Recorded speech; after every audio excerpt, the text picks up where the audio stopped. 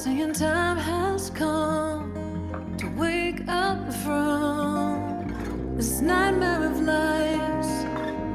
So many shattered lives, reaching out, crying out for freedom, crying out for love, carried by a current till we stand side by side on the brink of a brand new dawn.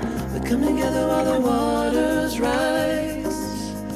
There's a stirring deep inside, deep inside. We come together to stand up for our lives.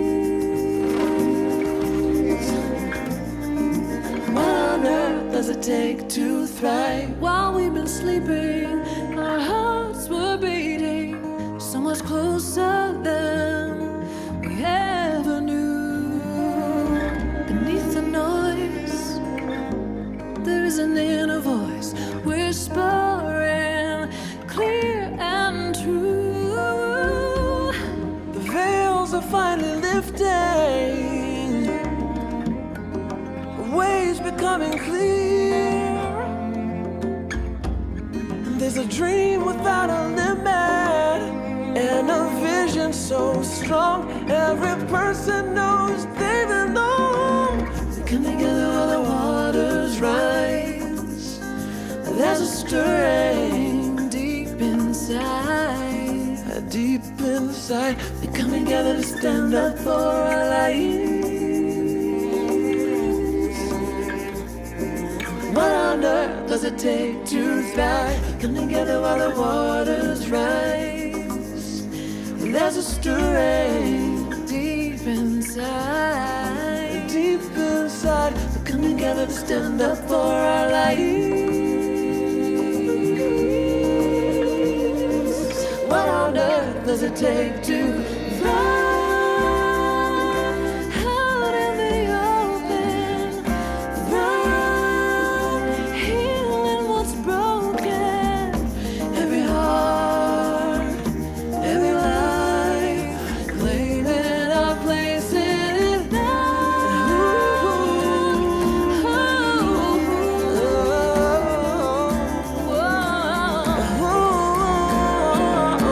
Come together while the waters rise. There's a stirring deep inside, deep inside. We come together to stand up for our lives. We all have what it takes to thrive. Come together while the waters rise. There's a stirring deep inside. We come together to stand up for our lives. We all have what it takes to thrive. We come together while the waters rise. And there's a stirring deep inside. Come together to stand up for our lives. We all have what it takes to thrive. We all have what it takes to thrive. We all have what it takes to thrive.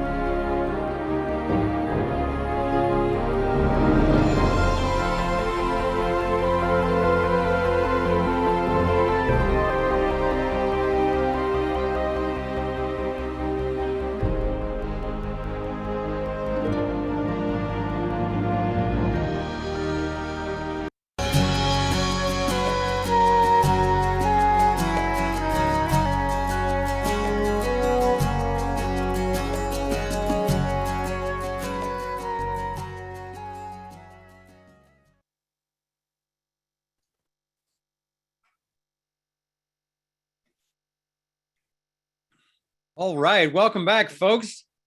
It is once again truly an honor to be with such awakened, courageous people all over the world. So thanks for joining us today.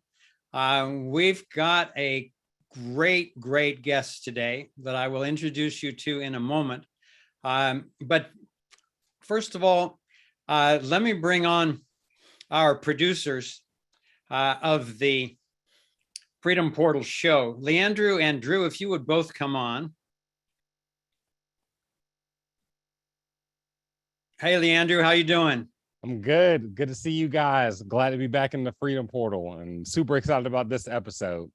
Great. And Drew is not only the producer of the Freedom Portal, but our usual chat hostess, Sandra. It's her birthday today. And so she's off celebrating her birthday, and Drew is wearing yet another hat and will be filling in on the chat today. So you know who you can get after if there's any problems on the chat today.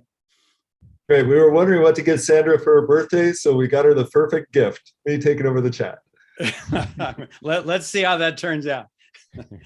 Okay. And today's topic is creating energy freedom for a cleaner environment. And this month has been the environment month in the Freedom Portal. And we started off with a 7 levels deep where we really went through the whole history of human abuse of the environment. And then we got very specific with Ilana Freeland, went into the chemtrail, EMF, all the toxic poisoning that's being done to the environment that we're living in, particularly to the atmosphere and the soil and our bodies and so forth. Well, now we take the turn. We hit the bottom. Now we're going up. Now we start dealing with some of the good news, because there are amazing people all over the planet who are tackling the issues that are challenging our environment, and not just complaining about it, going beyond just pointing out that there are problems, but actually coming up with solutions. And one of the most inspirational people that I have met so far in this field is I just call him the amazing George Wentz. So George, I see that you are there. Welcome to the Freedom Portal.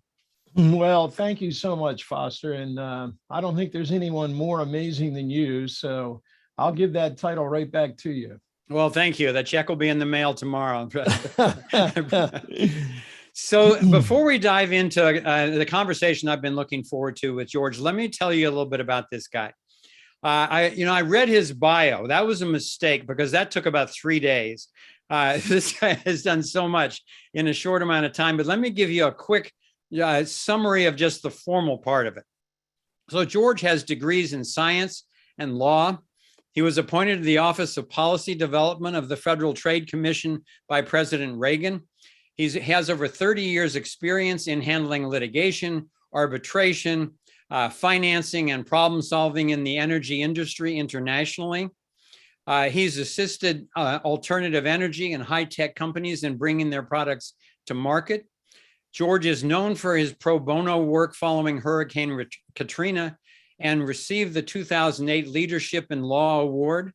George lives in Idaho with his wife and children, and he's also an adjunct professor at the University of Idaho College of Law, where he teaches a course in international business transactions. Okay, so that's for the formal part. For the informal part, let me tell you, to me, George is the Clark Kent of the health and energy freedom movements. He's a soft-spoken, mild-mannered guy of deep integrity and courage who seems now and then to just disappear. And I think he ducks into a phone booth. I don't know how in the world he finds a phone booth these days, or whatever the new equivalent of that is. But then when we see him again, he's done something, it turns out, like spearheading the removal of mask mandates on airplanes, as well as many other successes that we will get into. A lot of activist groups. Has been delightful for me as I associate, particularly through the Solutions Hub, with a lot of the different major activist groups. I keep finding out that they tell me, oh yeah, and legally we get our advice from the amazing George Wentz, and hence that title. So he's here with us today to explore this topic, creating energy freedom for a cleaner environment, and much more. So it's great to have you on, George. Let's dive in. Well, it's a great honor to be here, Foster. Thank you. Okay, so I usually like to begin by asking our guests the big one. What's your purpose in life? Well, I think that the answer to that is that one person in achieving their full measure of life can have more than one purpose. And I think that over the arc of living 64 years, my purpose has what my creator has wanted me to do at various times in my life has changed. And so the purpose, initially, I was, I spent the 40 years in the wilderness trying to figure out who the heck I was and what was going on. And so I think that there was a long time of where people would look at me and who knew me in the 80s and 90s and would disagree with every description you ever gave of me. And I would agree with them at that time when I was wandering through and I was trying. So my purpose during that period was to figure out just who the heck I am and what I am here for. And then I was fortunate enough to sort of settle down. I met my wife, fabulous family, and I have all those things that sort of guided me. So having sort of seasoned, I think that my purpose at this point in time, and it's been a drive throughout my life. And if you look at the arc of what I have done, I think that my purpose at this point in time is to prepare the next generation for full humanity and understand what freedom, independence, and self-reliance means and how we achieve that. And my guide has brought me to this point where I focus primarily in everything I do on those issues.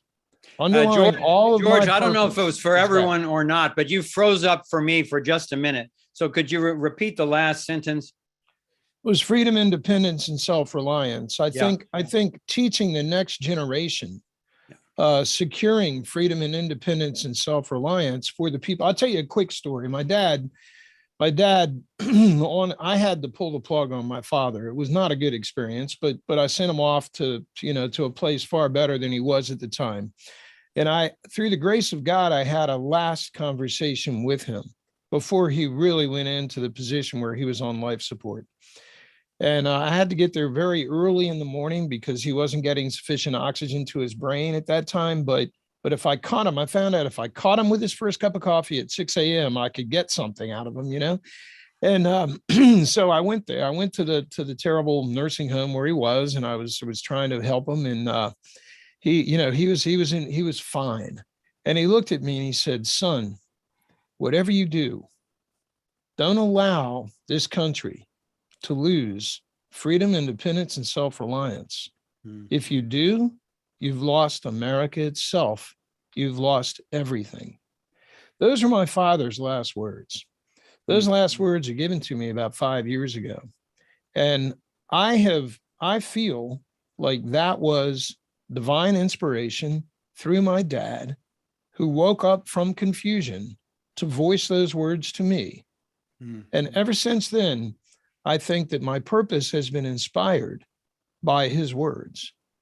So when I look at everything that's going on in our world, and I look at the concentration of political power, I look at the concentration of financial power, I look at the concentration of technology and power there, I look at the censorship, I look at the domination of people who should be thriving.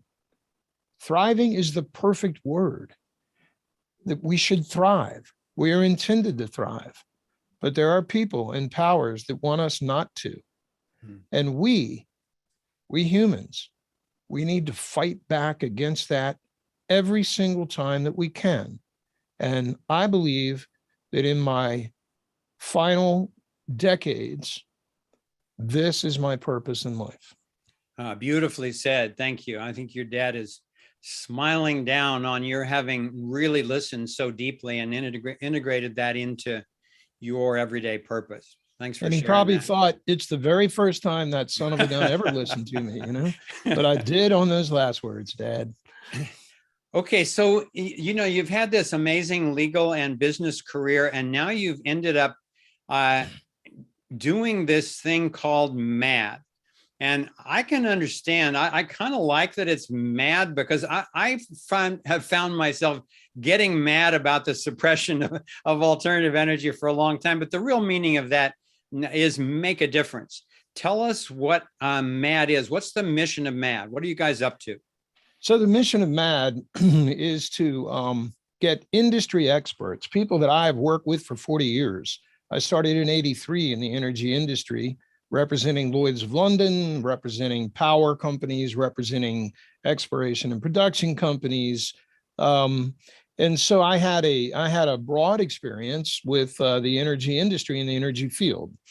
Make a difference. The idea is to actually push forward cleaner, healthier production of energy and thereby transportation. So when we look at the pollution sources, we look at the bad things that are coming into our environment, we look at all the problems, they're generally attributable to the production of electricity and transportation. So diesel fuel trucks, things of this nature, those problems are actually very integrated. I mean, when I was in, representing BP had vessels. So, I mean, you don't create fossil fuels without having to transport them. I've represented pipeline companies. I've represented shipping companies. I've represented all those types of things. The transportation industry and the power industry are really hand in glove. So if you can't come up with the cleanest form of production of electricity and then apply that to transportation, you can't lick the problem of creating a cleaner, healthier environment for our kids and grandkids. And the purpose of MAD is to take 40 years of expertise, not only just legal expertise, financial expertise, industry expertise, scientists, mechanical engineers. We have all of these people. I assembled them and I said, let us solve the problem, because most certainly the renowned scientist and energy expert, John Kerry, is never going to solve this problem, right? And we have an ethical duty as people who are in the actual field to prevent the politicians from killing people with their political point of view. And the sad thing about energy is that when it's not there, and I hearken back to Katrina, people die. There's an ethical obligation to get this right. And the politicians want to score political points. The globalists want to amass more power. And if we don't solve the problem through free market solutions that put the power in the hands of the people, we will not be free anymore. That's the mission of MAD. Okay, great. I saw this on the website. I'm sharing my screen now. It says MAD Energy was founded to solve the greatest root problem, energy. Its mission is to decentralize the global energy grid and bring clean, abundant, affordable energy to the world. Wow. Yep. Congratulations on that mission. So let's dive into what it is that you're doing to accomplish that. I know you're working with a number of different technologies. And one of the reasons why I'm so excited about what you're doing is that, as you know, I've been involved in this for a long time. And I've seen that very often the problems aren't ultimately technical, that there are people who've solved the technical problems, but they become interpersonal, they become legal, they become business, they become security, they become political, all these hurdles in the way. And I've visited various incubators, and I've never seen one at the level that yours is. And for anybody who's not familiar with that term incubator, it's when applied to this field, it means like a safe place that like a premature child, a technological breakthrough can be supported with money and with legal and with security and with the business acumen to actually figure out how to get these things out. Because if you notice the world we're living in, no one's actually gotten over the goal line with this, and that's not from a shortage of technologies. So my confidence in your team is just huge. And so I want you to break down for the folks a little bit what technologies and what approach are you taking to solving this problem?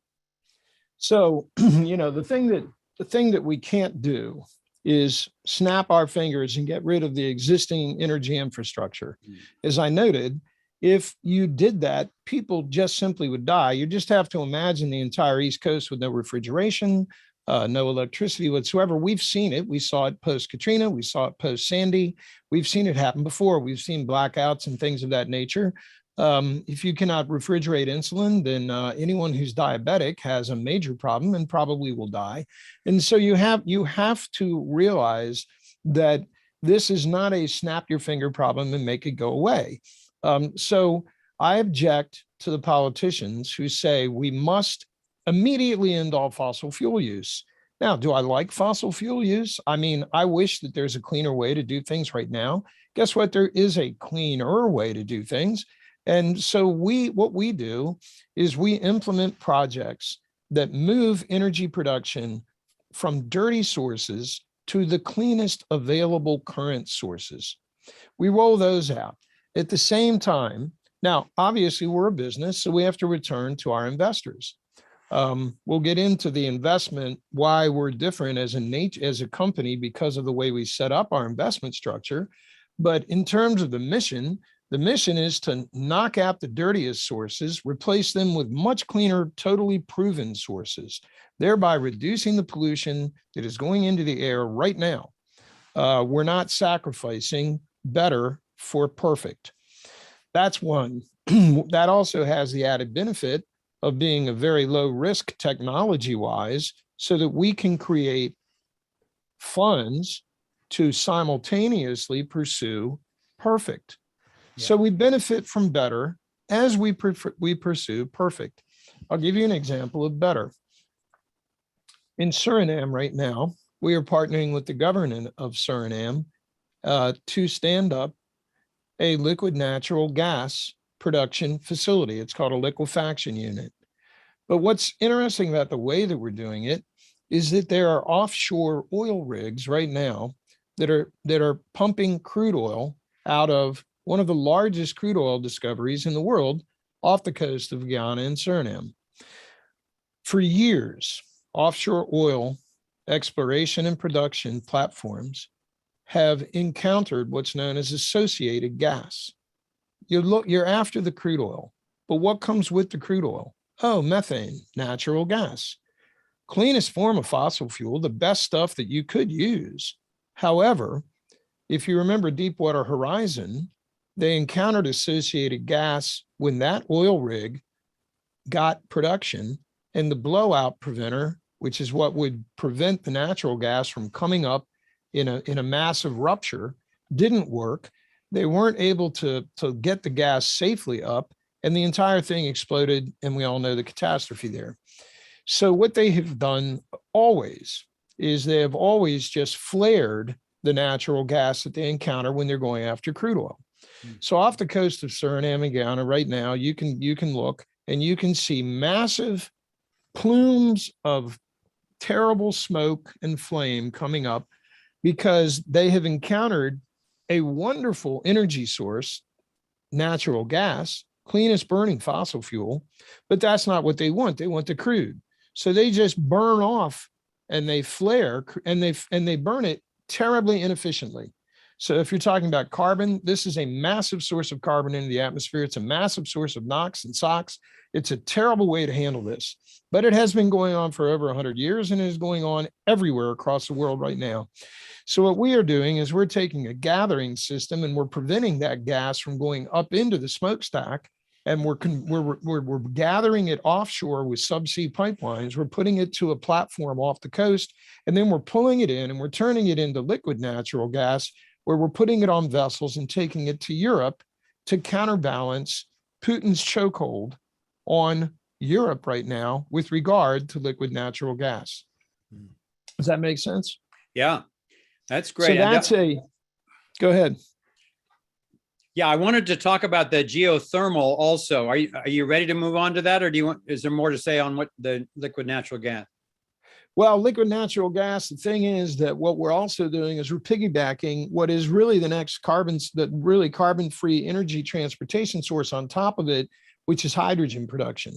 Yeah. So what we're doing is we're starting with the current fossil fuel that is the cleanest in the world, and then we're piggybacking hydrogen on top of it, because once we get the liquefaction units set up, we can create liquefied hydrogen. And that creates the transportation of hydrogen, which is the reason that we don't use hydrogen now, is no one's producing it effectively. So when we say we're transitioning, we talk about an energy renaissance. And the energy renaissance is the transitioning away from fossil fuels over to cleaner forms of energy that don't produce any pollution at all. Hydrogen is one of those.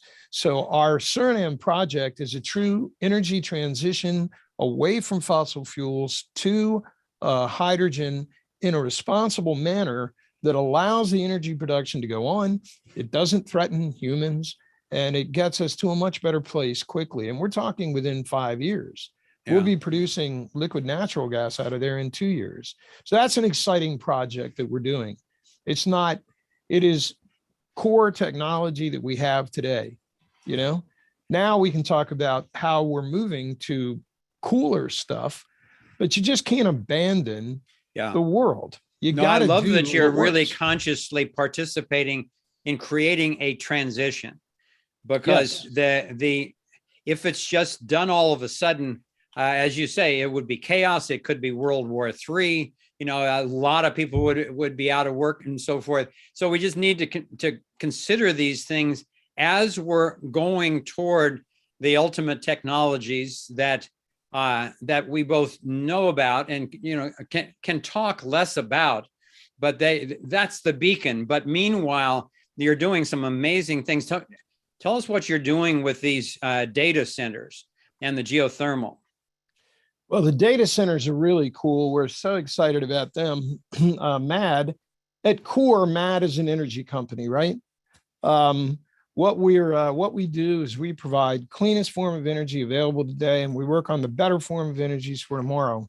We were approached by a company called Addison that creates next generation data centers, and they use 40% electricity, 40% less electricity than, for example, the data center that Facebook set up outside of Albuquerque. 40% less electricity.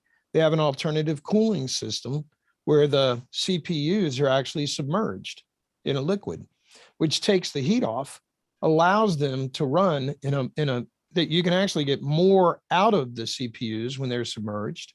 And the trick was inventing a liquid in which electricity could work, which is no simple thing, but they did it. So now we have 40% of the electricity, 40% less electricity. This is really cool. 90% less footprint. So 90% less land, and 98% less water. And if you're in Albuquerque, that's a huge matter. And a lot of times these data centers are put in places because they're naturally cool and dry, where they are also naturally arid. And you have a problem with water consumption. If you cool these things with the old-fashioned air conditioning systems, they use massive amounts of water because they cool through evaporation. And I know that you're working with some geothermal resources as well. What are you doing with them? Well, we're combining our clean powering of these next generation data centers with new energy approaches for the production of electricity. Because one of the missions of Addison was to have the lowest carbon footprint possible, right?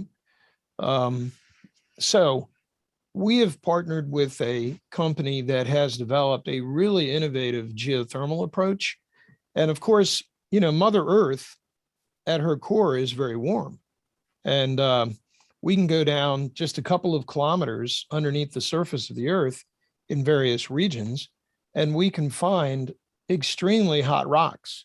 And the problem is accessing those in an environmentally responsible manner. I don't want to get too complicated, but if you understand the way that historically geothermal has worked, you would find a place in the world that had real hot rocks, Yellowstone, perhaps. You would drill down a pipe straight down, and then over here, you'd put another pipe, the hot rocks being underneath here. The water would be pumped down. It would be totally uncontrolled when it hit the hot rocks, and it would create steam in every single direction. And then you have this pipe over here that you hope a little bit of that steam comes up through. So it's massively inefficient with the use of water. And it also creates steam coming up that is laden with all kinds of minerals and heavy metals and things coming up from the earth with the steam. That steam is then pumped through a steam turbine, which turns a generator, which creates electricity. Well, that is a carbon-free production of energy, but the problem is that it uses water terribly inefficiently, and it also creates steam that has minerals that build up on the turbine blades, and so you have to stop and you have to clean those blades all the time, and the maintenance factor is huge. So we have there's a group in Stanford that has developed a patented technology where they are able to create a drill down. And the drilling techniques were developed during the fracking revolution. So we're taking something that I kind of disagree with, which is fracking, and we're turning it to a much, much better use. So the science that was developed and the technology that was developed for fracking is now being turned to geothermal, and we're able to drill down, turn sideways, find the long hot spot, and put a pipe out through it. But then we're able to return the water through that same pipe. So it's a pipe with a return pipe in it, right? And then, so we pump the water down, we keep it pressurized so it never turns to steam. Then so that's a closed loop recirculating system called a harvester. And that water can get up to 300 degrees centigrade, which is pretty daggone hot. Yeah. Because it's pressurized, it never vaporizes.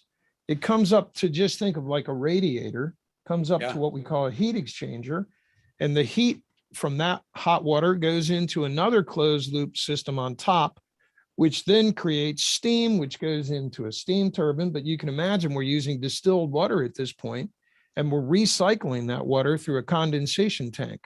So the water goes up, goes into the steam turbine, doesn't have any minerals. There's no maintenance. We're not knocking all the buildup off the blades all the time. We can run them longer and better. And the same water goes into a condensation tank, gets recirculated and back up through the heat exchanger.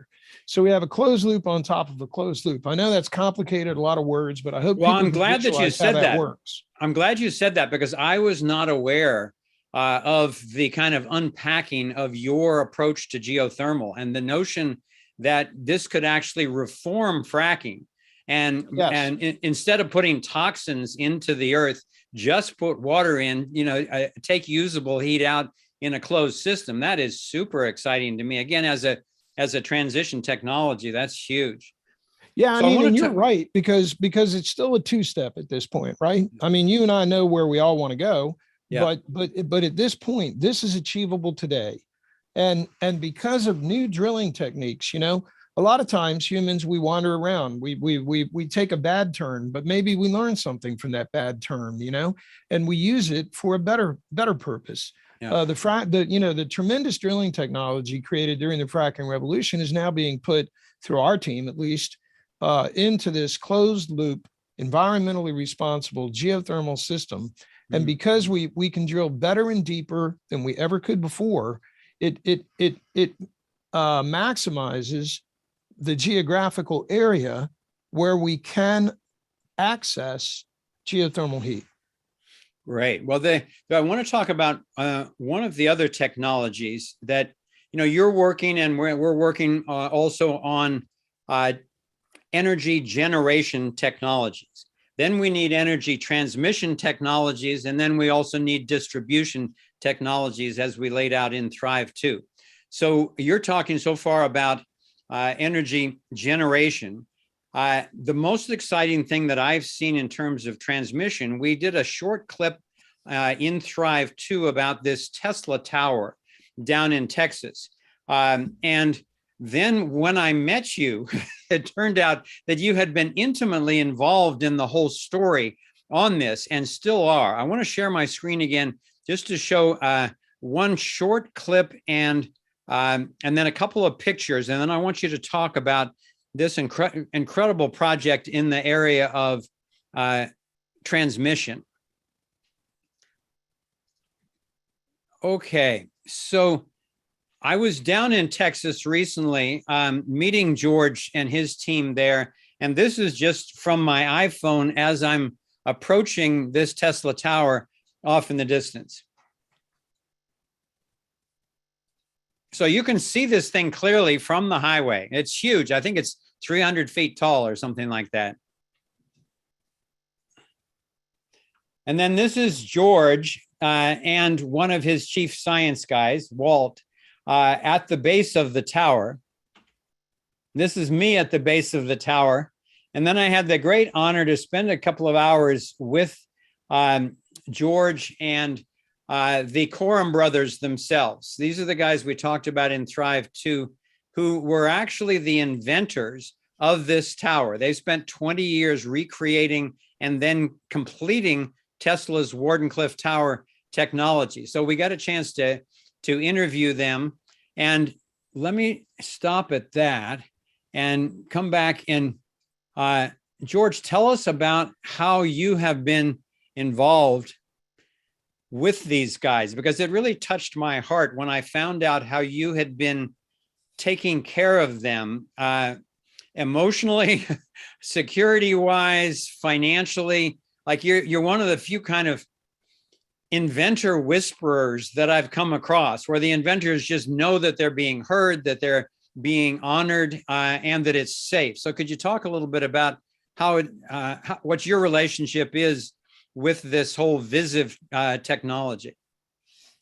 Well, I was invited down several years ago. I mean, maybe 5-6 years ago, to look at at exactly what you showed there. It was not built at the time that I first visited, but the interesting thing was that at that point in time, the Coram brothers had developed the ability to transmit electricity from a small tower at a higher frequency on an AM band. They basically took an AM band radio station and produced a Zinc wave that carried electricity about 2,000 yards.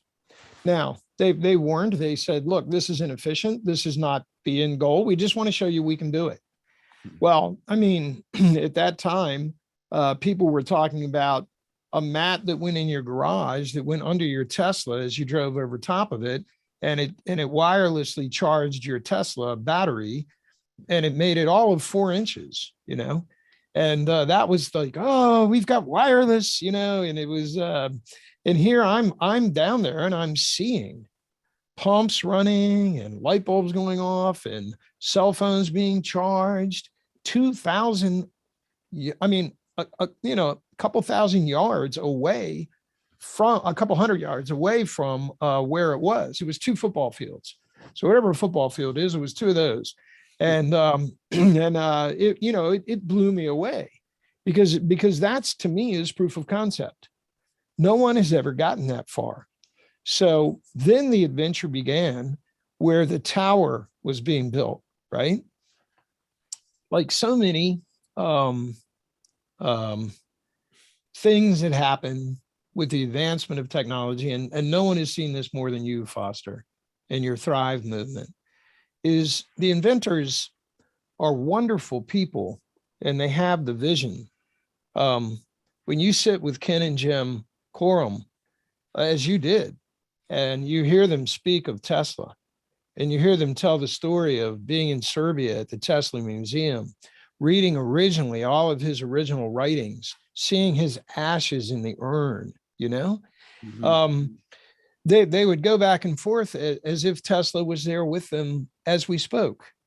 And no one has, and what they tell me, and they told you, is if you do what Tesla said, you get what Tesla got. Mm-hmm. And so what they have done is they have looked at what he did in Colorado Springs, right? They have looked at what he did in Wardenclyffe. They have taken every single note that they could get their hands on. And they have experimented with this since the 1970s. And so Visiv was set up to implement this. And unfortunately, there are many, many different disciplines that one must have in order to effectively commercialize energy technology. One must have a regulatory background. You know, my law firm represents Entergy and other energy companies, and we happen to have that. You have to have startup knowledge. You have to have, how do you raise funds to support it? You have to have all of these different things. You have to have the scientific knowledge. You have to have all of it, the cross-disciplinary nature of commercializing disruptive technology is amazing. And there were tremendous advancements made by the group at Visiv, but there were some deficits and things that happened that are public record because they went into bankruptcy. Visiv did.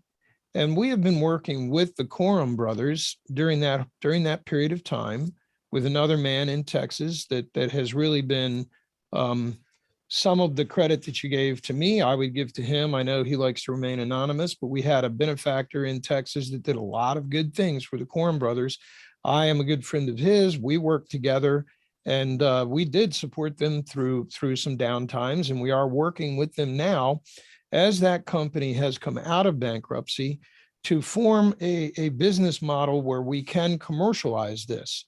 One of the problems with doing the things that we do is that oftentimes, as much as I just want to jump up and down like a little kid, you know, there are certain things because they're not finalized in documents, and they, you know, we haven't had the closing yet, that we just can't speak of. But I can tell you that we are working closely with the Coram brothers, and you met them and you know how they are. They're just wonderful people. Yeah. And we're going to, my feeling is that MAD has been chosen by the force that created the world to pull this through. And there's been many times during the past 5 or 6 years where I've walked away from this particular technology because I couldn't get the time right. I couldn't get the business structure right. I couldn't get what needed to have happen. Yeah. And I have a responsibility to the people that put money into MAD, which is the general public. It's the people watching. We're supported by the people. So I have a heavy burden to use their investment and their faith in MAD's management as wisely and as prudently as I can. And so therefore I've walked away from this several times, but like a bad penny, it keeps turning up, you know? So I think we are destined to commercialize this technology. You have been selected because of your integrity and your skills and your team to shepherd this thing through. There's a lot of details that we can't talk about yet, both in terms of the technology and the legal situation. But as you all in this network can imagine, there were nefarious forces who didn't want the decentralization of energy around the planet wirelessly. That would have undermined a lot of current businesses, but even more importantly for the culprits, it would have undermined the ability of them to control all of energy and dole it out as part of your social credit score to control the rest of your life. Exactly. So I'm really thrilled that you're involved, because I know from being with the inventors that you are who they trust in terms of your honesty and in terms of your business savvy, and the fact that you keep coming back with common sense and truth. So we're going to keep our network posted on the progress of this as any news becomes available. Right now, we're going to need to take a little bit of a break in this show, because this is the time when we're going to be closing down the access to all the free platforms where people have been streaming and restreaming. And anybody who wants to experience the continuation of this conversation, Leandrew will be giving you a step-by-step guide right now as to how to do that. You can come and sign up for a free membership trial in the Freedom Portal. And then it'll just take you a couple of minutes to go and sign up for that. And then you'll be right back in this conversation. And we're going to do some polls and things. There's nothing critical that you're going to miss in the maybe 4 or 5 minutes that it would take you if you choose to, for free, continue with us. So put you on hold for a minute, George and Leandro. Why don't you describe what people can do to continue with us? All right. And when we get back, I want to give you the vision of a world operating on wireless energy. It's cool. Exactly. We'll It's go into just so cool. We'll go into the vision. We'll go into a number of the other technologies. Yeah, baby. We'll go into some of the other legal heroics that that George and his team have been up to. So stick with us here. Go ahead, Leandro. Can't wait to hear this vision.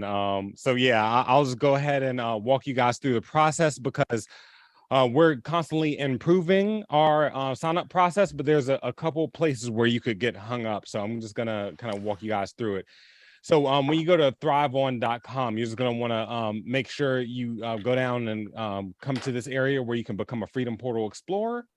And once you hit that start trial link, you'll be taken to the page where you can select your subscription level and your, whether you want a monthly or annual account. And so once you select that, you can go to start my trial. And then it's going to take you to the place where you can, it confirms your purchase and you can return to the Freedom Portal catalog. And once you do that, it's going to take you back to the Freedom Portal calendar.